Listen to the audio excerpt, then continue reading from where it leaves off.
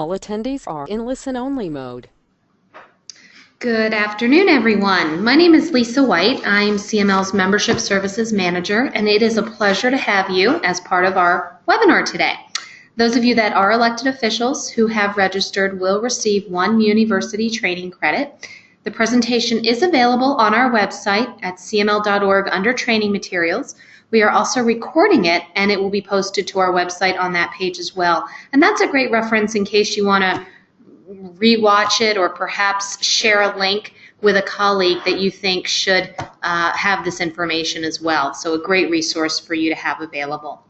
For those of you who aren't familiar with our webinar format, you should see a control panel to the top right of the screen. You have an orange arrow to the left of the panel, which will minimize that entire box. All of you will be muted for the webinar, but we encourage you to ask questions simply by typing them into the question box on the control panel. We will take questions at the end of the presentation, but feel free to type those in anytime during the webinar. At this point, I'm going to turn it over to CML's Legislative and Policy Advocate, Diane Criswell, and she will introduce our presenter. Hello, folks. This is Diane Criswell, and I'd like to introduce Tyler Jekyll. I'll tell you a little bit more about him. After I tell you a little bit about social impact bonds, these are sometimes referred to as pay for success, and they're a new tool for planning and providing government services, often in human services programs. Municipalities have been at the forefront of this new tool, and some of the jurisdictions that have been looking at it on the municipal side are Denver and Chicago, although there are other jurisdictions that have taken steps or have studied this. So turning to Tyler Jekyll, thank you, Tyler, for coming. He's an assistant director with the Harvard Kennedy School's Government Performance Lab. He oversees work within the lab in Western states, specifically on Denver's recently launched Social Impact Bond project. He's worked in various levels of government, including the Office of Mayor Michael Bloomberg, the New York City Department of Small Business Services, the Senate Banking Committee, and the Executive Office of the President. Tyler? Great. Well, thank you very much for having me here today. And as Diane mentioned, I'm with the Harvard Kennedy School Government Performance Lab, and we work in kind of really three areas across the country, primarily in pay for success, social impact bonds. We have another field that's called results-driven contracting. That's really trying to work with cities and states to really work on getting better procurements that move in a way towards outcomes.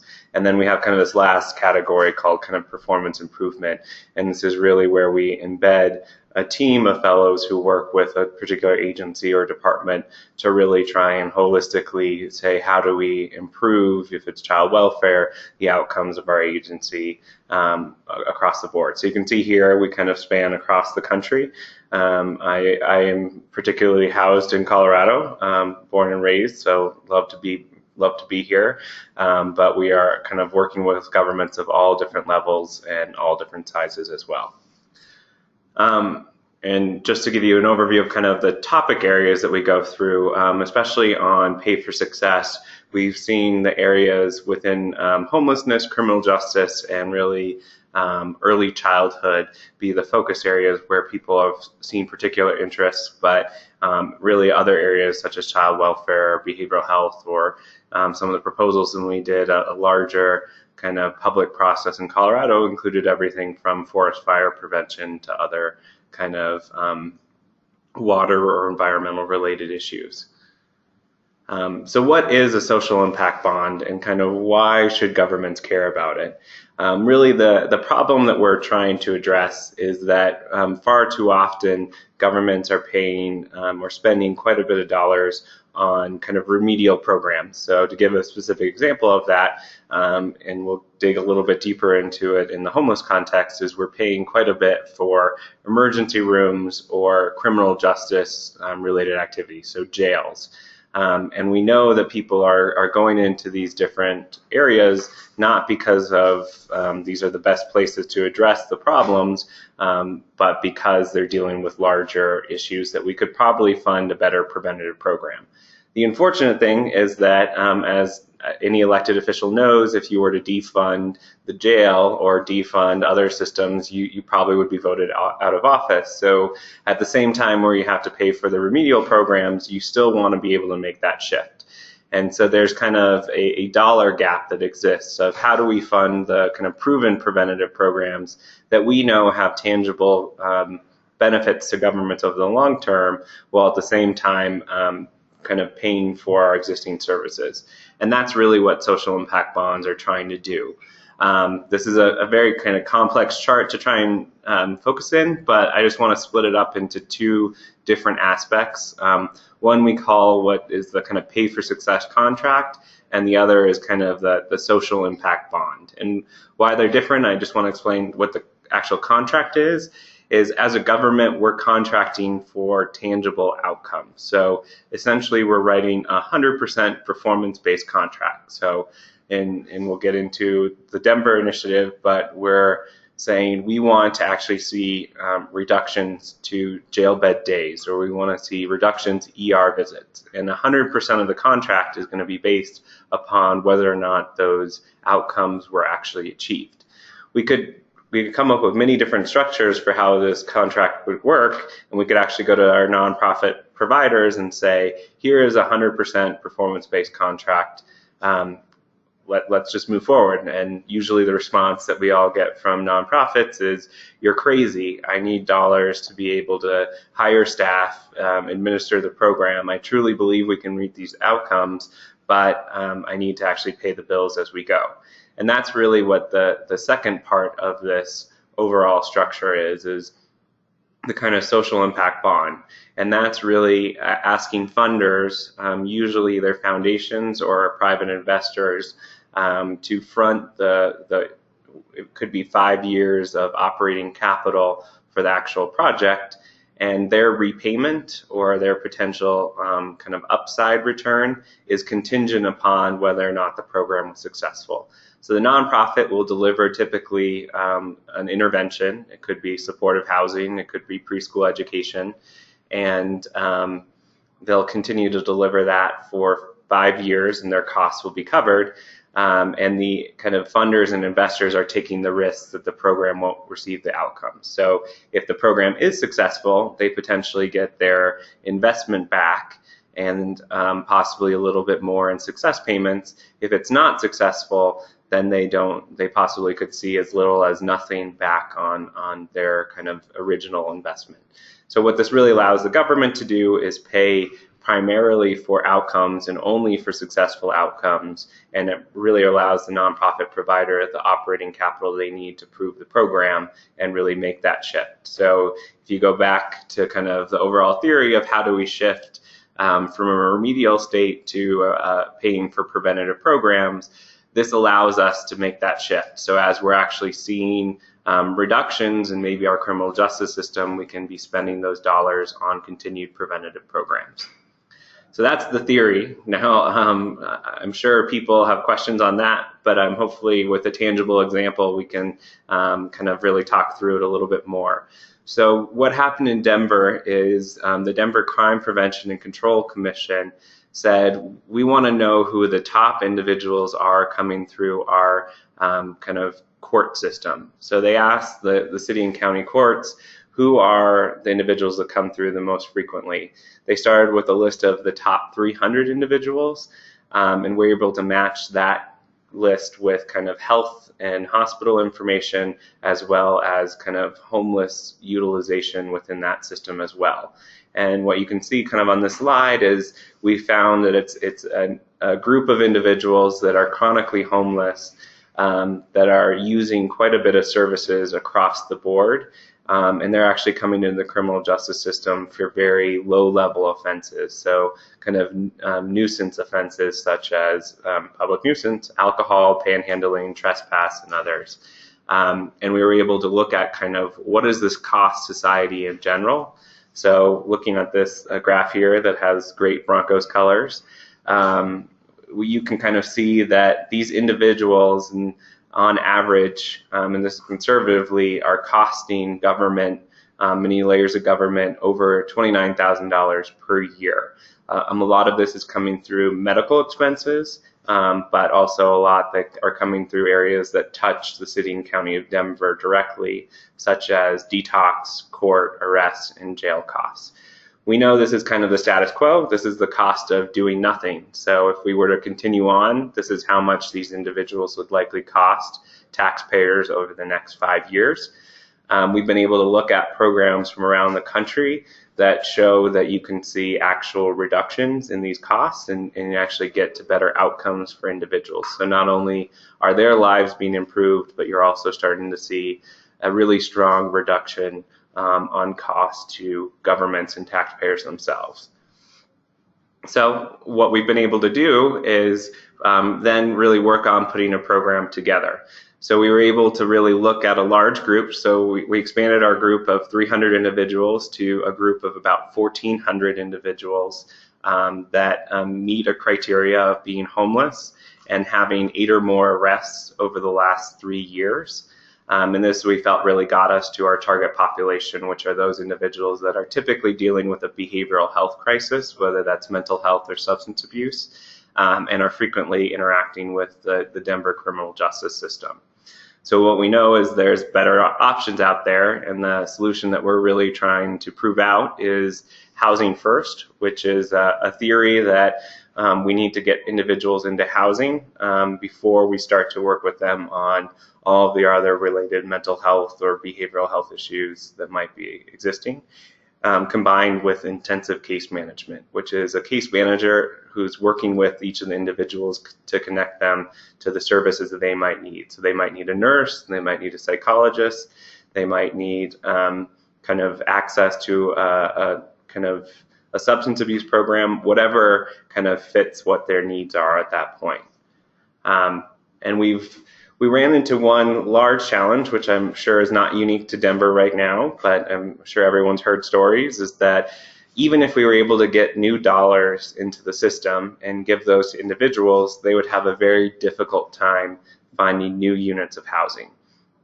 So we really had to step back and say we need to build new units of housing in combination with this program to ensure that we can get individuals into housing and get them the service that they need. So what you can see here is we're really targeting about at least 250 individuals over a 5-year period with kind of this wraparound services, and we're housing the individuals through a combination of kind of new projects that are coming online, so actually new construction that will be really dedicated to these individuals, as well as kind of the use of existing units, all allowing us to really get to 250 individuals. And for those that aren't well versed in kind of how housing funding works, we're really using this new innovative financing tool as one part of a much larger initiative. So typically, the way that housing works is you have to raise the amount of capital enough to build the new units of housing, and so that's the capital investment, and that really comes through an array of different resources that are available within our state, and that's low-income housing tax credits, a lot of kind of pass-through federal dollars that are administered at the state and local kind of housing agencies, and that really is what we're utilizing in this project. And then you really need to pay for the cost of how do you operate housing, or what is tenant rent. And so we're, as much as we can, using project-based vouchers, which really continue to pay for those unit costs over time. But I think the really kind of important area, and where most of our focus has been on that service side. So we can build housing, we can get people into those units, but how do we ensure that they have the services that they need to really live productive and healthy lives? And right now in our state, we're working on kind of a dual approach. One is expanding the ability of Medicaid to pay for a lot of the wraparound services to individuals in housing units. But even that really falls short of the funding that's needed to really provide the comprehensive package. And so that's where social impact bond dollars are really allowing our providers to reach the full kind of comprehensive services that we believe will have tangible reductions to both the city and county of Denver, as well as the state and federal government through reduced healthcare costs. What's that mean from an actual social impact bond contract? So the way that it's working in Denver is contracting with kind of what we call intermediary providers. And these are two nationally well-known organizations, the Corporation for Supportive Housing and Enterprise Community Partners. And what those intermediaries have done is they've really are the kind of project managers. So they both have contracted with the people who actually deliver services on the ground, as well as get a group of larger investors to the table. And so you can see here, our investors are a big combination of both kind of one commercial bank, Northern Trust, as well as a lot of different kind of foundations and philanthropies that wanted to be engaged on this issue, both from a mission value, as well as they wanted to be a part of kind of innovative financing that was going on. The two organizations that are actually delivering services on the ground are the Colorado Coalition for the Homeless and the Mental Health Center at Denver. And then what I've kind of glossed over, but is a fundamental part of this, is that all of these contracts really rely upon an independent evaluator. And in this case, we have the Urban Institute, which has been a national kind of research institute. And what the independent evaluator does is say, how do we actually know if outcomes have been achieved? So they have set up kind of a rigorous evaluation which will tell everyone at the end of the day whether or not we achieve the outcomes that we're desiring. And on that, moving to the actual outcomes that the city and county are paying for. So if you see here, the two main outcomes that Denver will pay for if proven successful are one, housing stability, and two, jail bed day reduction. So what does housing stability mean? I mean, it's really just whether or not an individual got into housing and stayed housed. And we are saying that an individual has to be in housing for at least a year, and then after a year, they will become eligible for payment. So after that 1 year point, every day after that, the city will make a payment, and every day formally they make a payment for. So if someone reaches 366 days, the city will pay the previous 365 and then the 1 day after. If someone reaches 360, then the city is not paying. And the real reason for that is we wanted to make sure that we were putting a marker of success, and that's where we think a lot of the research has indicated that if an individual is stably housed for at least a year, they're starting to see a lot of the overall kind of reductions in system use. The second measure is jail bed day reduction. So did the individuals that go through our program actually see a reduction as compared to individuals that didn't go through our program who look very similar to individuals in our program? And the city will continue to pay more as kind of the success increases, but we'll reach a maximum amount. And so we won't make any payments. So if we don't see a reduction below 20% between the two groups, the city will not make any payments at all. And then above 65, we kind of pay a maximum payment. So this is kind of one of those where we're getting the government to only pay for outcomes and to limit our liabilities. And in the cases where a program wasn't successful, the city is actually not obligated to pay at all. So what does this mean in kind of the whole financing terms? So you can see really here is kind of graphically trying to represent how this could possibly work. So if we see kind of really high housing stability rates and both high jail bed day reductions, you can see the total outcome payments will reach a maximum of close to about $11.4 million. And then on the negative side, if we see not successful outcomes in those other categories, you can't really see it on this graph because it's cut off, but the city could pay nothing at all. And so overall, we have an investment of about $8.6 million over 5 years going into this program. And we, based upon kind of outcomes that we've seen from previous programs around the country, we expect that you might see about a $9.6 million success payment made, which equates to about a 2 to 4% interest rate between the two different areas. Just to, if people are more interested in kind of how the investment and different kind of payment rates work, you can see here on the chart, this is kind of how payment works. So for individuals that are housed, we pay about a $15 per day rate if people meet their threshold. And then on the jail bed day reduction side, if they reach different percentage points, you can see that the payment ranges kind of gradually get larger. Again, I just want to emphasize the types of funders that are part of this. A lot of it was a lot of community foundations, and the way that they are interacting with this that I just wanted to highlight is it's what's called a program-related investment. And what a program-related investment, or PRI, is essentially, to be a foundation has to give away at least 5% of their larger corpus that they invest each year. And that's typically through grant dollars. And so the return on a grant is really negative 100%. You give your dollars away, and you're doing it because you believe it has a larger kind of purpose. What a program-related investment is kind of really a below-market loan. So we're using the same 5% kind of area to kind of invest in this program. But in this, we essentially might get our dollars back. So if the program's successful, we might get our investment back plus a little bit of return, still below market. And we could evergreen those funds into the issues that we care about.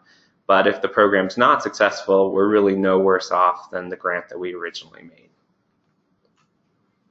And the last part, before we can dig into questions, which I hope there's a lot of, is really just talking about kind of the importance of our evaluator.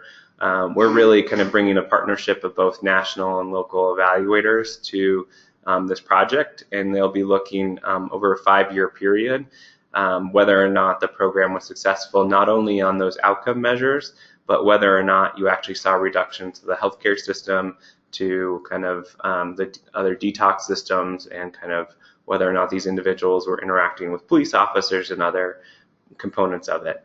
And so I just want to emphasize that after we're done with this, we'll have probably one of the more comprehensive studies of supportive housing in the country, and that hopefully will help to not only advocate for increased dollars for housing and supportive housing in Colorado, but hopefully across the country.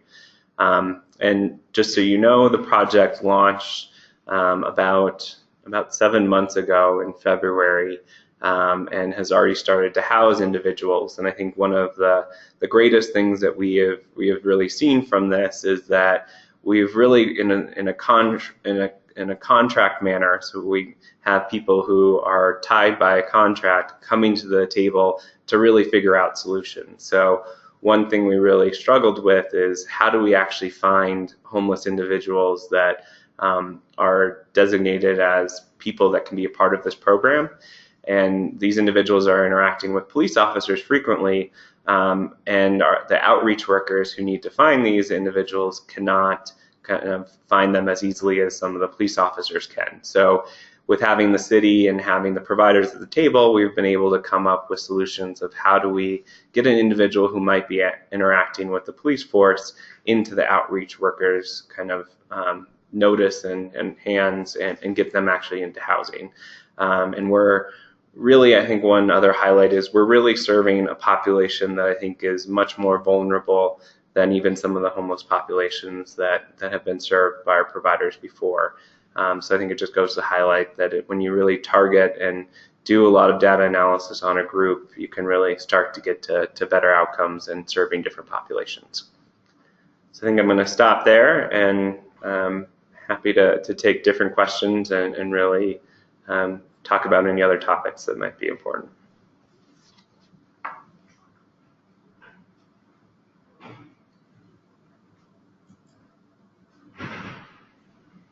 So again, I think if you do have a question, you can just type it into the chat box, and that would be the best way.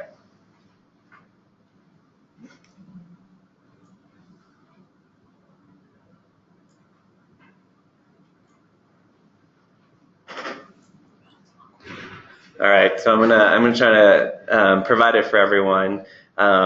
It's someone that has reservations about the SIB model, and the concern is that with SIBs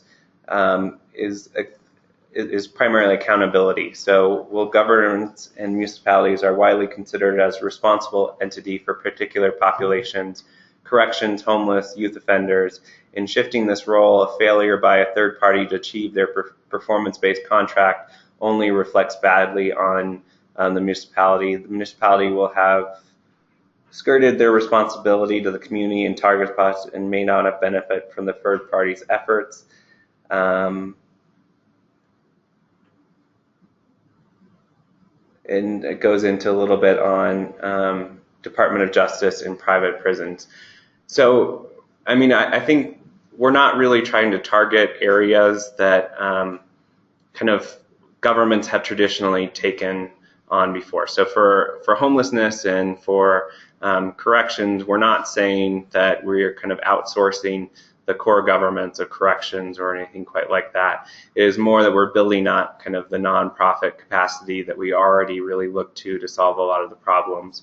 And I would say there is a risk, and a real risk, if the program isn't successful. Have we then really deemed a program not to be working? But at the same time, if we're evaluating it correctly, we're actually not continuing to invest taxpayer dollars in a program that isn't getting the outcomes that we really desire. So one of the fundamental components of a CIB project is really trying to make that shift in how we actually distribute resources. So on the one hand, we are spending quite a bit in kind of a lot of poor manner right now. So an individual being served with mental health conditions in the prison is not really the most appropriate manner. So how do we actually shift the funding streams and get us towards the more preventative programs is our overall kind of mission.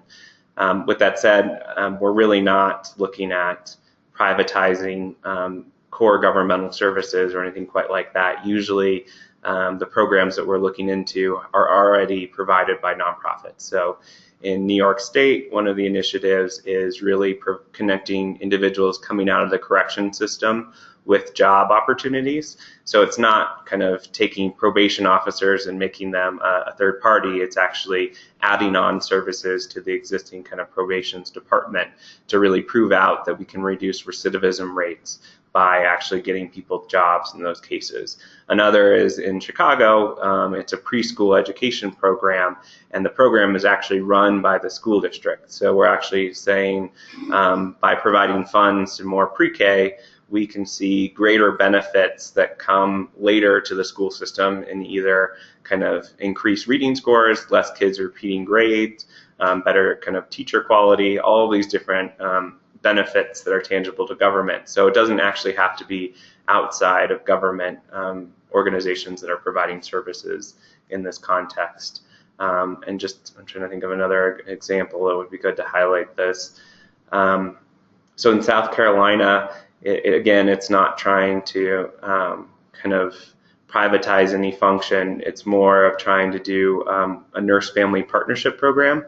So trying to get nurses in the homes of kind of new moms and really trying to ensure that you kind of get better birth outcomes at a very early age. And we believe those have kind of tangible reductions to the healthcare system later down the road. So hopefully that gets a little bit into the kind of the nuts and bolts of that question.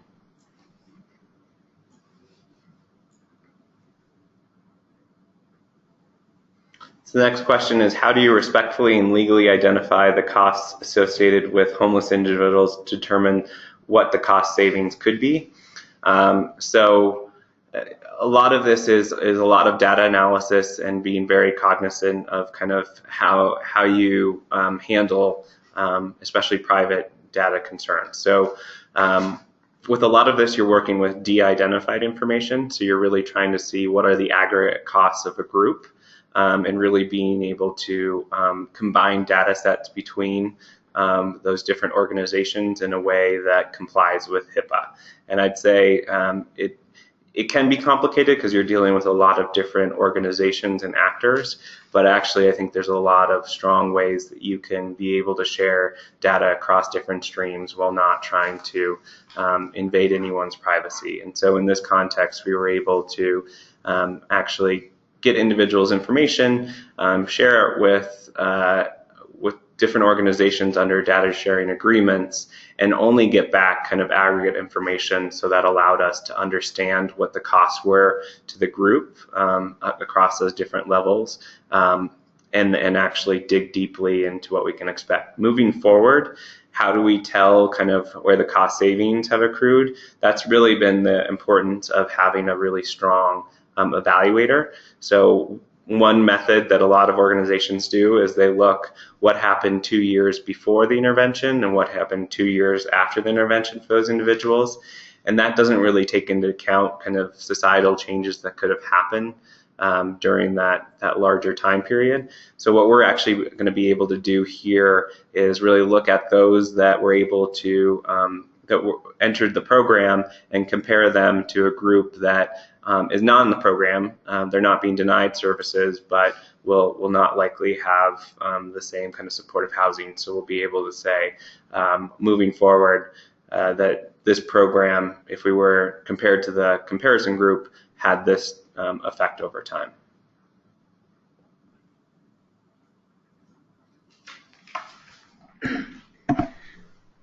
Tyler, this is Diane again, and I've been drafting up a few questions that I was thinking of because I'm very interested in social impact bond pay for success, and I would just note for the group, I'd forgotten to say in my introduction of Tyler that we really are lucky to have a national expert here with us and willing to come talk to us.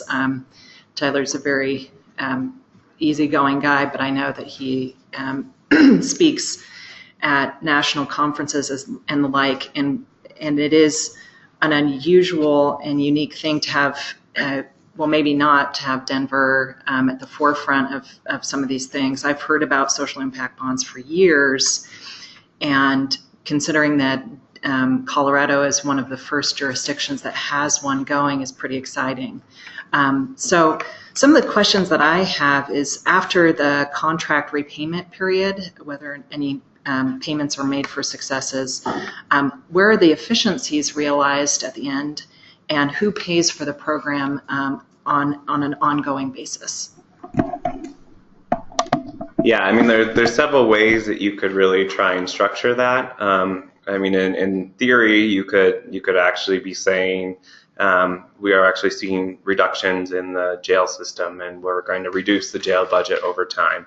One of the complexities that every budget director will say right off the bat is Denver's a growing city. So we know that over the next decade, we're going to have thousands of more individuals coming to the city. As much as this program will have a huge effect, and we hope it has a huge effect on the jail systems, we might not be able to actually close down a wing of our detention center or actually reduce our sheriff's budget. And in fact, our sheriff's budget might actually increase over the next 5 years of when this contract is really going. And the reason for that is just population is growing, and the budget would have had to increase naturally as we saw that. But this program is kind of really tangibly, we can prove that it's tangibly reducing what you would have had to pay had you not done this program. And how a budget director treats that, I mean, I think is really important. I think a lot of these initiatives coming out of a budget office are dramatically important, because having a budget director that can say to the sheriff, yes, your budget might need to go up over the next year, but how are you accounting for the reductions that we actually saw on this preventative program? And that's really because too often preventative programs are, I think, devalued within governments, because we have to keep that jail up and operating. And unless we can prove the value of the preventative program, it might get overlooked. And so when it comes to actually funding these programs, governments have chosen to kind of make it a budgetary decision that each year you could possibly reduce budgets. Others have done kind of a separate line item that kind of says, we understand these benefits are going to accrue. We're going to set up this line item to actually pay for the program.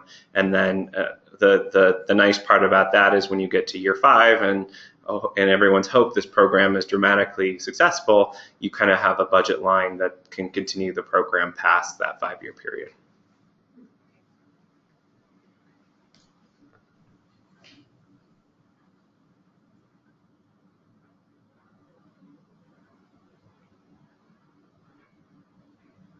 This is a question about someone that doesn't believe in permanent supportive housing, and kind of if there are other initiatives that are looking at different ways of housing homeless individuals.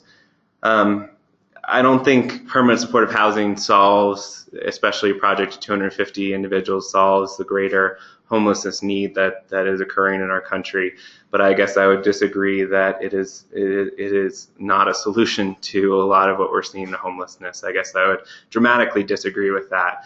And I think historical evidence over the last probably 2 decades, if not more, has really demonstrated that, particularly for individuals that are dealing with behavioral health crisis, permanent supportive housing has seen dramatic outcomes for those individuals and has really allowed them to overcome the challenges that they're working within and really address the issues. And I think it goes to a larger kind of behavioral health crisis that we're seeing across our country right now.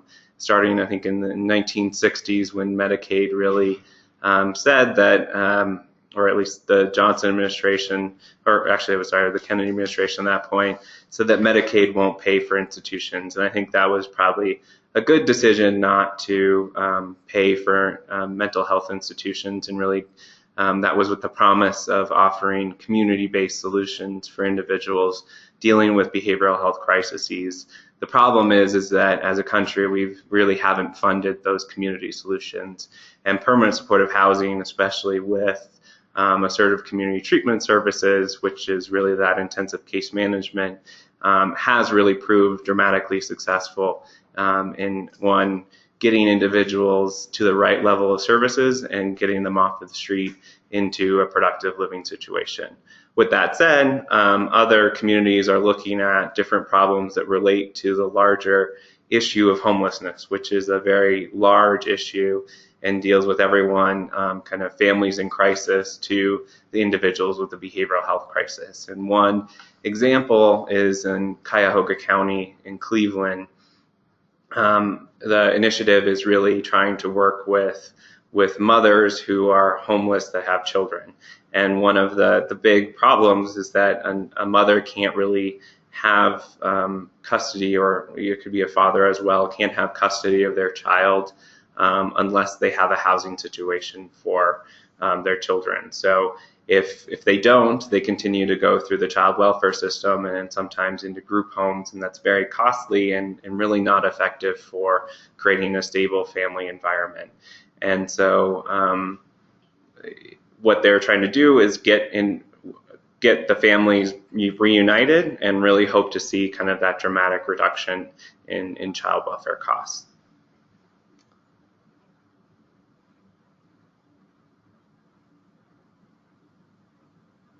Someone was asked about how can social impact bonds address family homelessness, because I think the question was really talking to that it's a huge trend in the metro area.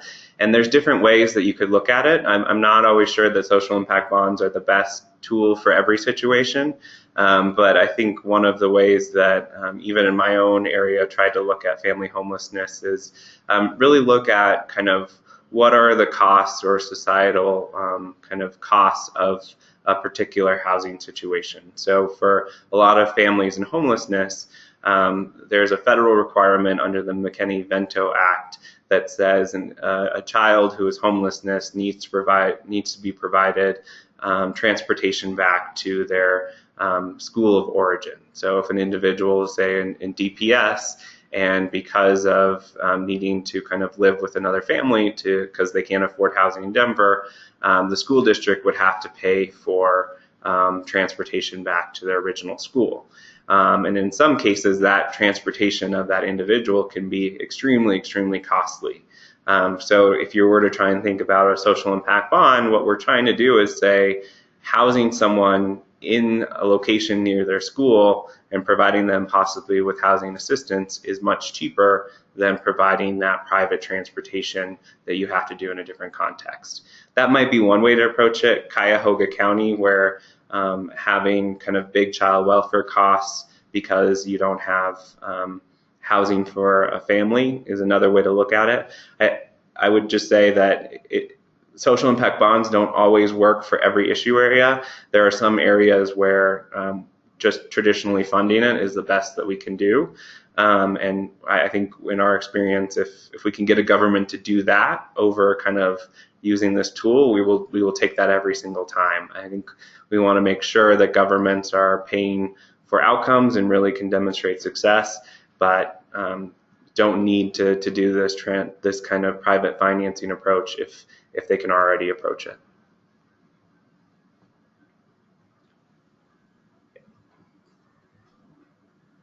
Time for one more question. All right, folks, I've got another question if nobody else has any questions coming through here. Tyler, I wonder, what advice would you have for a municipality that wanted to gather the data to study the social impact bond or any sort of kind of, performance-based contracting or anything? Because I think what you've described is a very data-driven process, both to identify issues as well as to implement and track the benefits. And a lot of municipalities might not have the wherewithal or the data, or might be concerned about getting agency data to talk to one another. What advice might you have? Sure, and I would say, and this is true of Denver, is start targeted. So don't try and solve all of your data kind of problems all at once. So don't try and create that. I think what we'd all love to have is some kind of data warehouse where everything's already connected and we just had to ask that one person that one question and they'll compute data. They'll give us whatever we need on it. I think it's really saying we have a particular area that we want to focus in on, and we really want to figure out kind of how it's affecting different systems. And so from the Denver example, it was saying, here are the top individuals coming through our court system. How are they affecting all the different systems across the board? And I think you could do that in family homelessness or in early childhood and say, we have kind of a high risk population that is either kind of interacting in a manner that we don't necessarily want with government, or we would like to see better outcomes within. So if it's kind of youth and you want to see greater employment opportunities, it's really saying these are the type of youth that we really want to figure out, and we really want to see kind of what the status quo is across the board, and then really trying to get the agencies that have information at the table and trying to work through kind of how can we share data in this targeted way, even though we might want a larger kind of systemic approach. Great. Well, with that, unless there's any other questions, we'll give it another 5 seconds. While we do that, I will promote CML's fall district meetings coming up starting first week in September. September 8th is the first one. Looking forward to seeing many of you at your local regional meeting. Go to cml.org and then click on outreach, and that'll give you the schedule and dates and RSVP information. So with that, I want to thank Tyler so much for being a part of today's webinar and sharing this information. Of course, Lee Russo running the board, and my colleague Diane Criswell. Thank you all so much, and everybody have a great afternoon.